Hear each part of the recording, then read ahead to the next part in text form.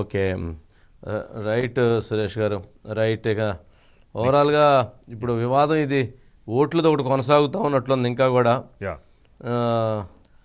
YCP దొంగ ఓట్ల serial Sajjala కుటుంబానికి. సురేష్ గారు అదొక అంశం.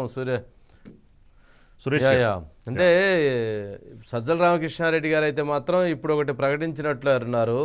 మేము ఎప్పుడు కూడా ఎక్కడైతే ఇప్పుడు వారు ఉంటున్న రెయిన్ ట్రీకి సంబంధించి రోడ్డుకి ఇటువైపు పొన్నూరు ఉంటుంది, ఇటువైపు మంగళగిరి ఉంటుంది కాబట్టి ఇక్కడ గతంలో అక్కడ ఓట్లుండే వాటిని క్యాన్సిల్ చేసి ఇక్కడ ఓట్లు ఇవ్వమన్నామని చెప్పని తీసుకోవడానికి ప్రయత్నం చేసాం. దానికి సంబంధించి మేము లెటర్ కూడా ఇచ్చాము. అయితే ఆ ఓట్లు తీసేశారని అనుకుంటున్నాము. అవి తీసేయకపోవటం వల్ల రెండు ప్రదేశాల్లో ఓట్లు ఉన్నట్టుగా వచ్చిందేమనేటువంటి వారు ఒక ప్రెస్ నోట్ రిలీజ్ చేశారు. కావాలని విషప్రచారం చేస్తున్నారు అనేటువంటి విధంగా.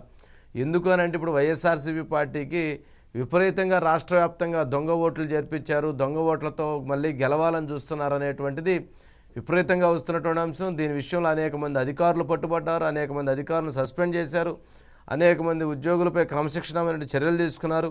ఈసీ సైతం గుర్తించింది దొంగ ఓట్లని ఈ రకంగా చేర్చారనేటువంటి దీనిపైన తెలుగుదేశం పార్టీ విపరీతమైనటువంటి పోరాటం చేస్తుంది. ఈ అన్నిటినీ గమనించినటువంటి ఎవరైతే మీడియా అంటే ఈ వ్యవస్థలు చూస్తున్నటువంటి నేపథ్యంలో సజ్జల రామకృష్ణారెడ్డి గారికి 2 ఓట్లు ఉండటం అనేటువంటిది, వారి కుటుంబ సభ్యులకి ఇటు వేమూరులోను ఇటు మంగళగిరిలోను 2 ఓట్లు ఉన్నాయనంటే అక్కడ 4 ఓట్లు ఇక్కడ 4 ఓట్లు. దీంతో ఇదంతా కూడా కావాలని, ఇదంతా కూడా కుట్రపూరితంగా జరుగుతుంది. ఇదే విధంగా అనేక మంది నాయకులకి సజ్జల రామకృష్ణారెడ్డి గారు లాంటి వారికే ఇలా ఓట్లుంటే ఇక మిగిలినటువంటి వాళ్ళ పరిస్థితి ఏంటి? మిగిలినటువంటి వాళ్ళందరికీ కూడా వైఎస్ఆర్సీపీ పార్టీలో ఉన్న అందరికీ కూడా 2 ఓట్లు 3 ఓట్లు ఉండేటువంటి పరిస్థితి ఉంటుంది కదా అనేది ఇప్పుడు బలంగా వెళుతున్నటువంటి అంశం, బలంగా చర్చ జరుగుతున్నటువంటి అంశం. దీనికి సంబంధించి స్వయంగా దూడిపాల నరేంద్ర కుమార్ గారు కూడా ఒక ట్వీట్ చేశారు. చూసారా, అక్కడ ఓట్లు ఇక్కడ ఓటు, దొంగ ఓట్లకి ఇంతకంటే నిదర్శనం ఏం కావాలని చెప్పని. సరే, ఇది అధికారుల తప్పిదమా లేక ఇంకోటా తెలియదు కానీ బట్ ఇలాంటి పరిస్థితి ఉంది అనటానికి ఇది నిదర్శనంగా కనపడుతుంది. మరి దీని విషయంలో ఇప్పుడు సజ్జల రామకృష్ణారెడ్డి గారు ఖండించారు. కానీ ఇలాంటి దానికి గతంలో మరి అక్కడ ఓట్లు ఉంచి ఇక్కడ ఓట్లు ఉంచారనంటే ఇది కావాలని ఉద్దేశపూర్వకంగా చేశారా అంటే ప్రతి ఒక్కరికి అలాగే ఓట్లు ఉండేటువంటి పరిస్థితిని క్రియేట్ చేశారనేటువంటిది ప్రజలు చర్చించుకుంటున్నటువంటి అంశం. మరి దీనిపైన చూడాలి మరి ఏంటి అనేది. రాజుగారు ఎవరు? సురేష్ గారు ఉన్నారా? సురేష్ గారు ఉన్నారండి. సురేష్ గారు, వంశీ గారు, ఇప్పుడు సురేష్ గారు ఏంటి అసలు అంటే ఈ ఎన్నికల ఓట్ల వివాదం జరగాలి వంశీ గారు? ఎందుకంటే ధూళిపాటి నరేంద్ర గారు ట్వీట్ చేయడం, మనం ఎక్స్క్లూజివ్గా మనం లైవ్ ఇవ్వడం అంటే దాన్ని బయటికి తీసుకురావడంతో ఇప్పుడు సజ్జల రామకృష్ణారెడ్డి గారు చెప్పారు. అయితే ఆయన చెప్తున్నట్టుగా లెటర్ ఇచ్చి ఉండొచ్చు, కానీ ఫైనల్ డ్రాఫ్ట్ రోల్ గత నెల 24వ తేదీన ఫైనల్ డ్రాఫ్ట్ రోల్ రాగానే ఆయన సజ్జల రామకృష్ణారెడ్డి గారు చూసుకొని ఉండాల్సింది. ఎందుకంటే ఆయనే ఒప్పుకుంటున్నారు, ముందు అక్కడ పొన్నూరులో ఓటు ఉంది, ఇప్పుడు ఇక్కడ ఓటు మార్చుకున్నామని. అందుకని అప్పుడు ఎవరికైనా అనుమానం వస్తుంది, నా ఓటుని అక్కడ ఉంచారా ఇక్కడ ఉంచారా అని చెప్పి ఎవరైనా 2 ఓట్లు ఉన్నవాళ్ళు ఎవరైనా వెరిఫై చేసుకుంటారు. అదొక అంశం. ఆ రకంగా వెరిఫై చేసుకోలేదు. మీడియాలో వచ్చిన తర్వాతనే సజ్జల గారు స్పందించారు. ఇంకొక అంశం ఏంటంటే విజయసాయిరెడ్డి గారు మనకి ఎలక్షన్ కమిషన్ని మొన్న కలిసి వాళ్ళందరూ 3 కమిషనర్లు వచ్చినప్పుడు కలిసి ఆ తెలంగాణలో ఓట్లు ఉన్నప్పుడు ఆంధ్రప్రదేశ్లో అక్కడ ఓటేసి ఇప్పుడు ఆంధ్రప్రదేశ్లో వస్తున్నారంటే అప్పుడు ఎలక్షన్ కమిషన్ గారు స్పష్టంగా చెప్పారు, ఒక్కచోట ఎక్కడైనా కానీ ఒకచోట ఉండాలి, 2 చోట్ల ఓటు ఉంటే చాలా నేరం, దాన్ని శిక్షార్హం కింద పరిగణిస్తాము అని చెప్పి స్పష్టంగా చెప్పారు. సో ఒకవైపు ఏమో మీరే దొంగ ఓట్లు ఉన్నాయి, ఆ ఓట్లు చేరుస్తున్నారు, ఈ ఓట్లు చేరుస్తున్నారని చెప్పి సో 2 ఓట్లు మీ దగ్గర ఉన్నాయని ఫైనల్ డ్రాఫ్ట్ చూసుకుంటే మీకు ఎవరైనా చెప్తారు. ఎందుకంటే ఆయనకు అధికారికంగా బాధ్యతలో ఉన్నారు, సలహాదారుగా ప్రభుత్వ బాధ్యతలో ఉన్నారు. ఒకటి ఎక్కడుంది వంశీ గారు? పొన్నూరులో నంబూర్ బూత్ నెంబర్ 31లో ఉంది వంశీ గారు, నంబూర్ బూత్ నెంబర్ 31లో ఉంది. ఇంకోటి మళ్ళీ మంగళగిరిలో మళ్ళీ కాజా 132 బూత్ నెంబర్, 2 బూత్ నెంబర్లో ఉంది. అంటే ఇది ఆయనకుంది, ఆయన మిస్సెస్కి ఉంది, కోడలుకుంది, కుమారుడికి ఉంది.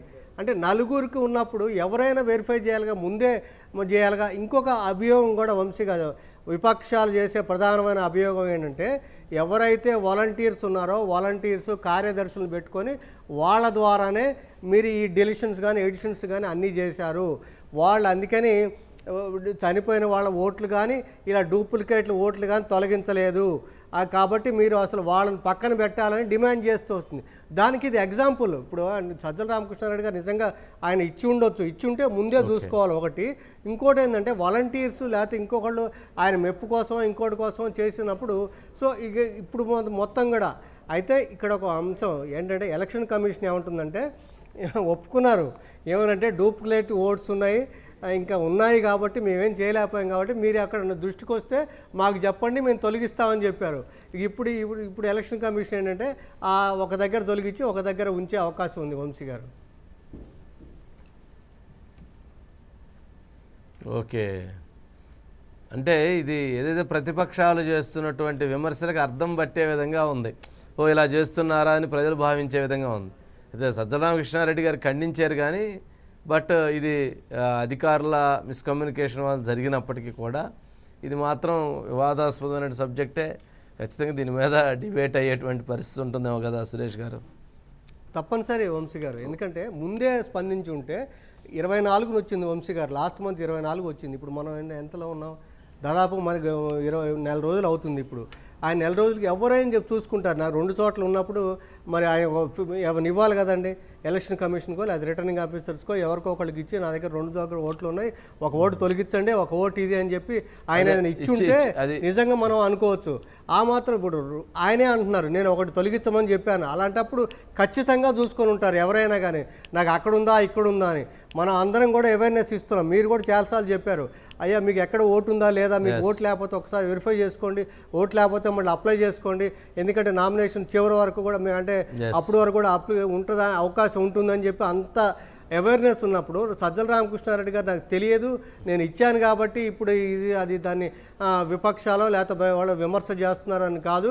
తప్పనిసరిగా ఏంటంటే ఆయన మనకి ఇచ్చి ఉండకపోవచ్చు, ఆ రకంగా మరి వాళ్ళు క్షేత్రస్థాయిలో తప్పు అనేది మనం కార్యదర్శి వాళ్ళు వెళ్ళిన వాళ్ళు ఈ రకంగా చేసి తెలుగుదేశం పార్టీ వాళ్ళు ఎగ్జాంపుల్ దీన్ని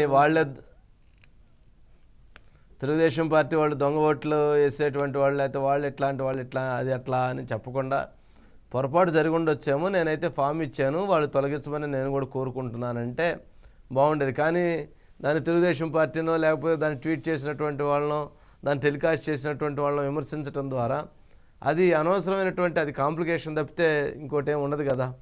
ఓకే సురేష్ గారు, రైట్ అండి. థ్యాంక్ యూ రాజు గారు, థ్యాంక్ యూ సో మచ్.